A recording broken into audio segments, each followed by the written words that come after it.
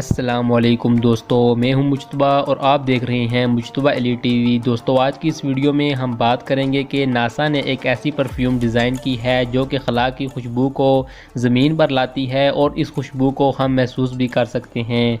और हमारे खला का टेम्परेचर कितना है, तो शुरू करते हैं आज की इस इंटरेस्टिंग वीडियो को। दोस्तों, ये खुशबू सेम उसी तरह है जिस तरह की खुशबू खला से आती है। दोस्तों, ये EUD स्पेस परफ्यूम एक केमिस्ट जिनका नाम स्टीव पैर्स खैर ने बनाई है। खलाबाजों ने खला की खुशबू को बयान करते हुए बताया है कि खला की खुशबू में gun powder, seed stick, raspberries और रम का मिक्सचर मौजूद है। दोस्तों, नासा ने मिस्टर पीर्स को 2008 में ये खुशबू बनाने के लिए कहा था ताकि खला में जाने वाले लोग पहले ही से इस खुशबू के आदी हों और उन्हें खला में जाकर उन खलाबाजों को कोई भी तकलीफ़ या मसला पेश ना। दोस्तों, अब बात करते हैं कि हमारी खला का टेम्परेचर कितना है, यानी स्पेस कितनी हॉट या कोल्ड है।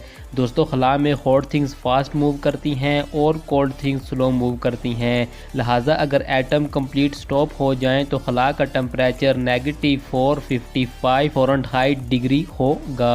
दोस्तों, अब बात करते हैं कि साइंटिस्ट ने स्पेस में 3D प्रिंट मीट बनाना यानी गोश्त बनाने का तजर्बा किया है। ये 3D प्रिंट मीट उगाने के लिए साइंटिस्ट ने गाय की टिश्यूज़ और कुदरती तहलीकाती खसूसियात का इस्तेमाल किया है।